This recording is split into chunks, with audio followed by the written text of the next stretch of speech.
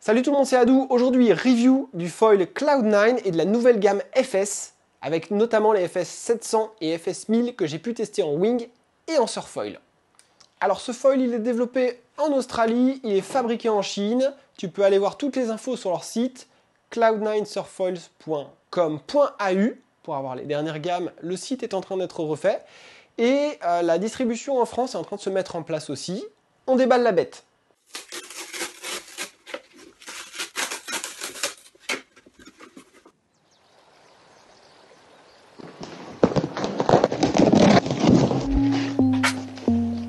Cloud9. Ok. Ah, ça me rappelle mon Pédigo. C'est assez rigolo. Tiki Tutti.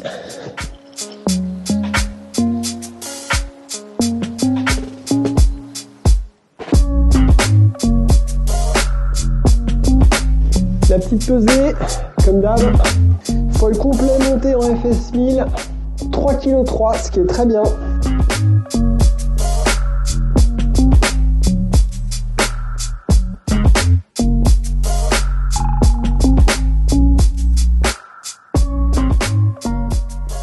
On a un mât qui est proposé en 3 tailles, 66, 76 et 86 cm. C'est un mât full carbone. La platine est moulée, pas de pièces rapportées. On a une corde dégressive. Au niveau de l'épaisseur, on est à 15 mm en bas, environ 16, 16,5 au milieu, 18 et évidemment une base évasée avec une platine très large. La largeur au niveau de juste en dessous de la platine est vraiment imposante. Le mât sort sur la balance aux alentours d'1 kg, 1,5 kg, voilà. La jonction du mât avec le fuselage est vraiment épaisse, c'est-à-dire qu'on a un fuselage qui est vraiment massif au niveau de la jonction. Il y a 2 vis M8 qui vont permettre la fixation avec le mât. Tout s'emboîte de manière vraiment tight, il n'y a pas de jeu. À ce niveau-là, j'ai trouvé ça top. Sur le fuselage, la particularité, c'est qu'on est un petit peu comme chez Lift ou chez certaines marques. La front wing est moulée avec l'embase fuselage. Donc on a un demi-fuselage qui est moulé avec la front wing. Et on va venir derrière plugger l'arrière du fuselage sur lequel se branchent les stabilisateurs. Donc chaque pièce de tail est usinée avec la front wing, ce qui veut dire qu'il n'y a jamais de problème de jeu excessif ou de problème d'emboîtement. Il n'y a pas besoin de reprendre ton papier de verre, contrairement à certaines marques, pour emboîter l'arrière du fuselage. Donc on a un fuselage en 2 parties, avant front wing mât, arrière uniquement une sorte de petite barre faite pour plugger ton stab. Côté visserie, 2 vis M8 pour le mât fuselage et 2 vis M6 pour le stabilisateur. La particularité de ce foil aussi, c'est qu'on va avoir 4 positions de stab possibles à l'arrière. Il y a plusieurs inserts, alors au début ça fait un peu bizarre, et en réalité, on va voir qu'en nav, ça apporte énormément, on va pouvoir avancer le stab sur le fuselage. Alors, il y a d'autres marques qui le font, hein, mais voilà, c'est un paramètre qui est intéressant. Moi je sais que sur les Kujira, j'utilise le stab de Mike Pédigo parce que l'ailette est ravancée. Ça permet de simuler un fuselage plus court, de gagner en maniabilité, en tangage sur l'axe longitudinal. Donc ce réglage est prévu dès le départ. Tu mets ton stab où tu veux pour modifier, tuner, affiner le comportement de ton foil en navigation. Au niveau des ailes avant, on va avoir 5 front wing. On a la plus grande, la 1150, qui fait 99 d'envergure. On a la 1000, donc celle que j'ai en test, qui fait 92 d'envergure, utilisable en wing et en surfoil.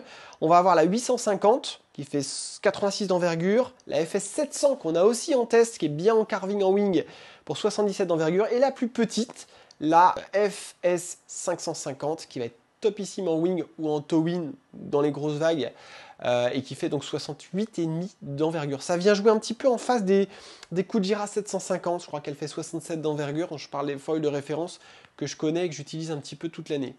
Côté stab, on a un stab pour le moment qui est assez plat, assez fin. Il a pas mal de cordes. Il reprend le principe de l'aile avant avec cette surface au centre assez imposante. Et puis une envergure très raisonnable et moins de cordes aux oreilles. Il y a un stab pour le moment. Ils arrivent avec 2 stabs un peu plus petits qui vont plutôt tourner, je crois, aux alentours des 160-180 cm², un petit peu moins. Pour ce qui est du poids global du foil, une fois monté avec le stab et la FS 1000, je sors le foil à 3,2 kg sur ma balance, qui est très bien. Mon impression générale, quand je déballe ce foil et que je le monte, j'ai pas de notice, mais j'en ai pas besoin, c'est très simple. 2 vis pour plugger le fuselage, 2 vis pour plugger le stab. Tout est robuste, tout s'emboîte bien, il n'y a pas de jeu, il n'y a aucune question à poser à la marque, aucun doute au serrage. C'est simple, ça dégage une impression de robustesse et en plus, c'est léger. Pour les tests, j'ai donc le mât de 76 cm, je n'ai pas précisé pour le poids. J'ai la FS 700 et la FS 1000. Alors j'ai testé ces ailes FS 1000 en surfoil et en wing, et la FS 700 en wing et en wing uniquement. Sur le flat, enfin sur des petites conditions, mais aussi dans des vagues un petit peu plus musclées pour carver un petit peu. Avant toute chose, je précise qu'il y avait chez la marque une gamme qui s'appelait la gamme F, qui était une gamme un peu plus low aspect, qui carvait très bien, mais qui n'avait pas le glide de cette nouvelle gamme, qui était différente. Cette gamme est plus actuelle, mais pour autant, on reste sur des ratios modérés pour un max de polyvalence, de tolérance. On est sur la FS 1000 et 1150 sur des ratios de 8,5, ce qui n'est pas délirant. C'est élevé certes, mais c'est pas sur des ratios de 10 ou des gros ratios comme on peut avoir sur les Armstrong ou d'autres foils, les Arch, les Axis ou d'autres foils auxquels je pense. Alors j'ai testé sur mon custom français Normanna de 65 litres, la FS 1000 dans des petites conditions, il y avait des vagues, c'était quand même sympa, ça permettait de surfer. J'ai sorti la wing de chez Cloud9 aussi, la 4.2 qu'ils m'ont envoyée. Alors cette wing, c'est pas une review de la wing cette vidéo, mais la wing en 4.2, je l'ai trouvée bien légère, bien rigide. On a deux petites poignées, une poignée centrale assez longue. Au début, j'ai pas trop vu l'intérêt, mais cette poignée permet en fait de tenir la wing sur l'eau. Ça permet d'éteindre et d'allumer ma caméra, mais ça permet aussi de tenir la wing à une main. Il y a des petites attaches de harnais. On retrouve des renforts sur le bord d'attaque, sur les différents tronçons, les zones potentiellement où il y a du frottement, notamment au niveau des oreilles. On est sur un système one pump assez simple, une valve principale, la valve que tout le monde a là, avec les petits bitonio, la petite valve standard. Comme sur les PPC, comme sur les Takun, comme sur les Gong, etc. Et quoi dire, on a un conduit assez épais, donc quand on dégonfle, elle se dégonfle bien. Le conduit de dégonflage du One Pump est épais et rigide, donc il ne se plie pas. Ça c'est bien, c'est réussi, c'est un détail, mais voilà. J'ai trouvé l'aile neutre en free fly, j'ai trouvé légère, assez péchue, bon fond de puissance. Mais pas gênante pour mes 60 kg. J'aime pas les wings qui sont trop tracteurs, donc j'ai bien aimé cette wing. On pourra en parler plus en détail, mais c'est pas le sujet de la vidéo. En tout cas, c'était sympa. Lors de ma session, j'ai littéralement oublié la wing, et c'est important pour une wing de surf, pour faire du free fly, avoir une wing qui est neutre et qui est légère, qui s'oublie, qui t'amène juste de la puissance quand on a besoin pour remonter au pic. C'est tout ce qu'on cherche.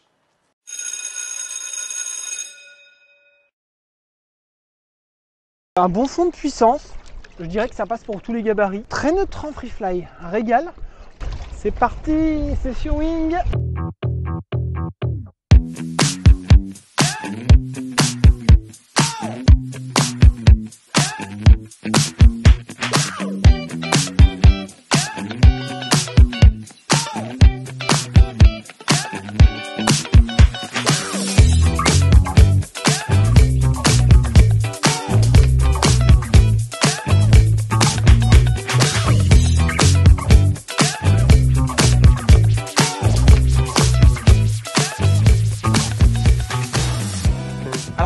Au premier bord, c'est que cette FS 1000 qui fait 92 envergure, elle part très tôt. Et quand on ralentit, un jive un peu foireux, un petit glide en fin de vague où on relance pas assez vite au pumping, l'aile s'effondre, le foil s'effondre vraiment tard. Donc on a une portance à bas de vitesse qui est vraiment bonne. Si je compare par rapport le Kujira étant mon foil de référence, c'est important que j'amène de la comparaison. Ça joue plus en face d'une 1210 que d'une 1095. Ça a plus de tolérance que la 1095. Par contre, ça va être plus énervé qu'une 1210 et ça va être un peu plus joueur.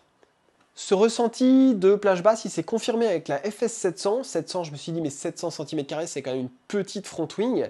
Mais on a 77 cm d'envergure et j'ai réalisé que je pouvais partir très tôt aussi avec cette aile. Sur la FS 1000, pour moi, en 4.2, 12 nœuds, sans faire le marseillais, c'est vraiment bon, ça part. 10-12 nœuds en s'énervant, des petites claques à 10-12 nœuds, ça part, ça décolle, et après tu redescends plus. Le foil est vachement sain. Sur la plage basse, en surfoil, 7000, alors moi je suis habitué à avoir des planeurs d'1,10 m quand j'ai des micro-condis. Je l'ai sorti dans des toutes petites conditions. La 1000 porte fort. J'ai sorti dans des conditions merdiques où ça cassait en barre. Là, c'était pas petit pour le coup, mais on pompait dans la semoule et j'ai trouvé que le foil était quand même assez stable, même si c'était vraiment une session pourrie.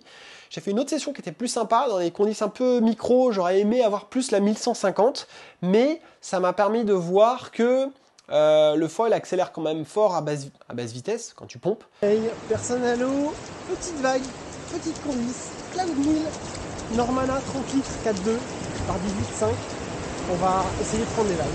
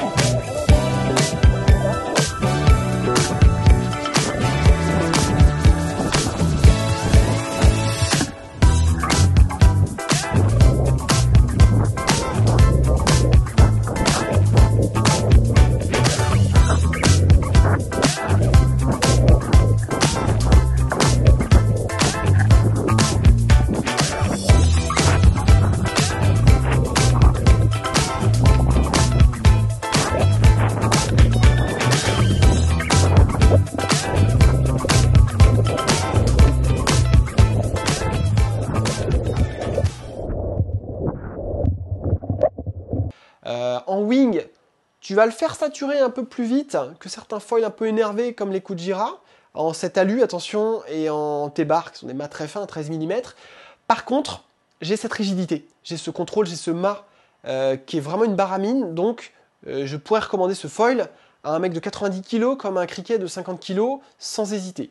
Donc c'est perdre un tout petit peu de glisse, mais gagner en contrôle, et ça, quand on surfe, quand on navigue sur un plan d'eau un peu défoncé, ben, je trouve ça vraiment pertinent, d'autant que le mât, quand tu le pousses, ne ventile pas. Il est sain, j'ai pas ventilé une seule fois avec, sauf quand je sortais les tips de l'eau et que je faisais n'importe quoi, mais ça c'était de mon fait. Donc on a un foil qui dans l'ensemble est ultra sain, c'est vraiment ce que j'ai envie de retenir de ce foil. Au take-off, la 1000 part super tôt en surf, à la rame, comme s'il n'y avait pas de frottement dans l'eau, ça part vraiment tôt, ça décolle tôt, et je l'ai trouvé stable au take-off. Et pour autant, après, il est un petit peu plus joueur en latéral, on va en parler tout de suite.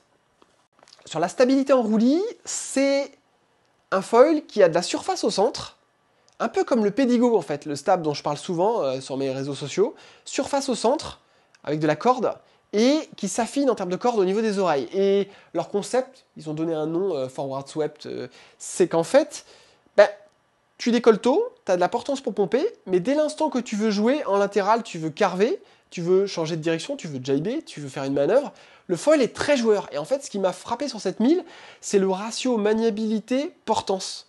Ça part tôt, ça décroche très tard à basse vitesse, tu peux vraiment ralentir, et en même temps, le foil est hyper joueur, et tu peux le relancer à très basse vitesse, dès que tu vas pomper, il va être assez propulsif, il va réaccélérer assez vite. Alors au début, je l'avais testé avec le stab reculé à fond, et en fait, j'ai pas trop aimé. Mais certaines personnes adoreront. J'ai trouvé qu'en surfoil, on avait une grande mobilité en latéral, mais que du coup, en longitudinal, le foil était un peu tanké. J'ai trouvé ça plus tanké qu'un Kujira, par exemple. Alors que le Kujira a un fuselage assez long. Ce que j'ai fait, c'est pas grave. Comme le fuselage permet des réglages, j'ai ravancé d'un cran avec la FS700 en wing dans du vent fort. J'ai ravancé le stab d'un cran. C'était mieux. J'avais un foil un peu plus homogène qui bougeait plus facilement. Je suis un petit gabarit, donc j'ai pas la puissance d'un gabarit de 90 kg, 80 kg pour faire tourner le foil. Donc j'ai trouvé ça mieux, mais je me suis dit, on va pousser le truc jusqu'au bout, on va avancer encore d'un cran. Et là, troisième position, il en reste encore une quatrième que j'ai pas encore expérimentée. Et là, en troisième position, j'ai trouvé ça canon. J'ai trouvé que le foil restait encore suffisamment stable pour naviguer dans les vagues et accélérer. Et j'ai trouvé qu'il était hyper homogène sur les deux axes. Donc tu pouvais vraiment le faire tourner hyper facilement en utilisant le roulis en latéral et le tangage. Et les deux cumulés, ça te permet d'avoir un foil hyper libre, qui reste hyper sain, et qui te permet de vraiment jouer, tailler des courbes assez serrées si tu en as envie, et rester en contrôle pour tailler des courbes plus longues. Donc ça, j'ai trouvé ça top. La possibilité de régler le stab sur le foil, c'est top. Alors après, c'est un peu ridicule parce que ravancer de 2 positions, tu as un moignon comme ça qui dépasse derrière le stab, mais au moins, on a la possibilité de le faire. Si j'adoptais ce foil en perso, je pense que je me ferais un fuselage custom que je recouperais pour qu'il n'y ait rien qui dépasse derrière et je le reponcerais. Au moins, ce qui est bien, c'est qu'en production, ils sortent un fuselage à tout faire qui convient pour tout le monde et chacun optera pour le réglage qu'il souhaite avoir. Si tu recules à fond, tu as beaucoup de bras de levier en downwind, c'est très intéressant parce que tu vas avoir du pumping. Si ton but c'est pas de carver, pas vraiment de jouer, tu vas pouvoir avoir un maximum d'appui pour glider et pomper. Tu as un foil qui va être hyper stable. Et si tu veux jouer un peu plus, en surfoil, en wing dans les jours où il y a des vagues, donc tu es moins dans le délire freeride, le fait de ravancer le stab, ça va vraiment métamorphoser le foil, je trouve, et le rendre vachement plus joueur. Alors, typiquement, et pour faire aussi un feedback sur la FS 700 en wing, mes premiers bords en FS 700, il y avait de la houle ce jour-là, le vent était assez fort, j'étais en 3 mètres carrés, j'avais le stab reculé à fond, j'ai halluciné en downwind. Alors j'étais un peu sur ma faim sur le côté carving parce que j'avais pas encore avancé le stab.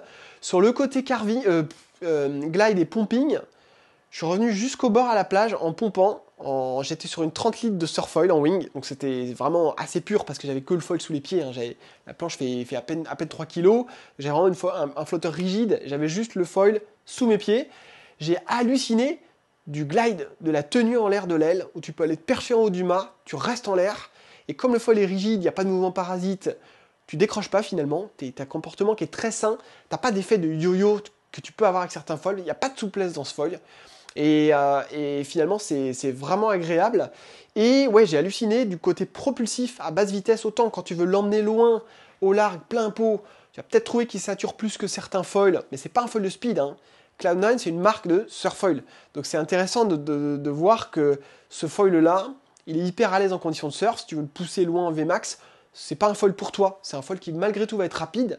Surtout si tu descends dans les petites tailles d'ailes. Moi j'ai que la FS 700.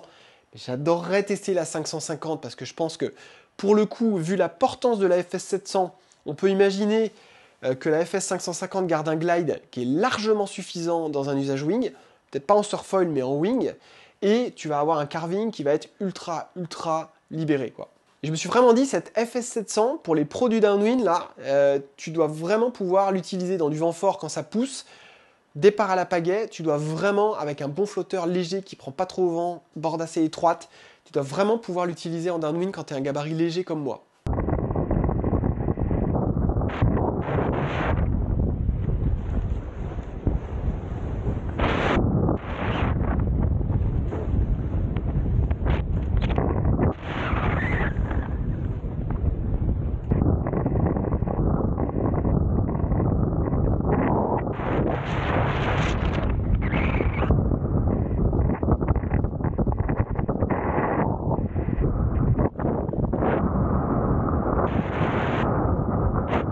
Dans le carving et les surf, alors c'est un foil au début qui nécessite que tu repositionnes un peu tes appuis. C'est pas pareil du tout que le Kujira que tu as l'habitude d'utiliser tout le temps. On a un foil qui est très stable quand il est à plat. Et dès qu'il commence à partir, il est hyper à l'aise. Tu peux vraiment appuyer dessus. Il est hyper à l'aise. Tu peux vraiment prendre de l'angle et le ramener dans l'axe très rapidement. C'est un foil que tu peux conduire, piloter de manière très agressive. Et en même temps, qui va être assez sain, assez fluide sur des courbes plus longues. Donc j'ai trouvé ça agréable. Je trouve que globalement, je pense que le mot qui caractérise ce foil, c'est sain. Au début, j'étais un peu dérouté. J'ai les pieds un peu moins décalés qu'avec un Kujira. Je peux avoir mon pied arrière un peu plus centré. Mais globalement, on a un foil qui est à l'aise quand il prend de l'angle. Il a envie que tu lui mettes de l'angle. Donc c'est vraiment un foil vraiment très dédié carving. Encore une fois, avec le stab avancé, je trouve qu'il est encore plus agréable, il est encore plus joueur, il te suit un peu partout, là où tu veux l'emmener, et il t'amène la stabilité dont tu as besoin. Quand tu drops dans des mémères, tu vas vraiment accélérer fort. J'étais en strapless, donc tu t'avances vraiment sur la planche. Le foil va bien suivre, il va pas te faire peur, il va pas te faire de trucs bizarres, il va pas te la faire à l'envers. Donc on reste sous contrôle et ça c'est super agréable. Moi je suis goofy, mais à la boule je surfe en régular parce que j'aime pas avoir ma wing. J'ai horreur d'avoir la wing dans le dos pour surfer, je trouve ça hyper gênant. Donc je surfe en régular. Et sur les appuis talons en carving backside, je trouve que quand tu remontes sur la vague, tu peux vraiment revenir de manière très sèche. Tu peux le faire un peu chasser. Là, elle est assez plate, hein, il n'y a pas trop de courbure. Donc tu peux le faire chasser pour le ramener, tu peux tricher un peu. Et puis en trichant sur le tangage grâce au réglage du stab qui est avancé, on va avoir un foil qui va vraiment être bon pour ceux qui veulent surfer. Dans les manœuvres, alors là, je vais faire un doublé, je vais te parler à la fois du foil, FS1000, FS700 et de la Wing Cloud. On garde ce côté sain qui bénéficie aux manœuvres. Tu fais des tacs, tu fais des jibes. La petite Wing Cloud, hyper à l'aise. Lorsqu'on appuie sur les talons, le test, c'est pas le jibe, encore une fois. La wing est légère, donc elle flotte. Même dans le vent faible, elle flotte bien. Il n'y a pas de souci. Elle tombe pas de l'arrière, elle tombe pas du cul comme certaines wings qui peuvent être un peu lourdes. Et lorsque tu la passes au-dessus de la tête, elle pivote toute seule. C'est vraiment la wing easy. Elle passe tout de suite sur l'autre amure. T'as pas besoin d'aller complètement face au vent. Si tu fais ta bascule un peu tard, ça passe. La wing est hyper intuitive. Donc dans les manœuvres, j'ai un foil qui va être super facile. Et même pour un mec qui n'est pas trop affûté, qui veut l'utiliser plus en freeride, qui vise pas la grosse Vmax, c'est un foil qui va très bien convenir aussi. Je vais conclure sur ce foil. J'ai beaucoup aimé en synthèse. Pour qui est ce foil? Alors, tout gabarit, ça, il n'y a pas de doute. J'ai trouvé que le mât était super rigide. On pourrait prendre le 86 pour un usage wing pour gagner un peu en confort. Je sais qu'il y a des surfoilers aussi qui naviguent, qui surfent avec des grands mâts. Moi, j'ai trouvé le 76 super bien. C'est tellement sain que c'est pas gênant d'avoir un mât un petit peu court. Ça permet, sur nos spots où il y a peu de fond, d'aller aussi faire du surfoil.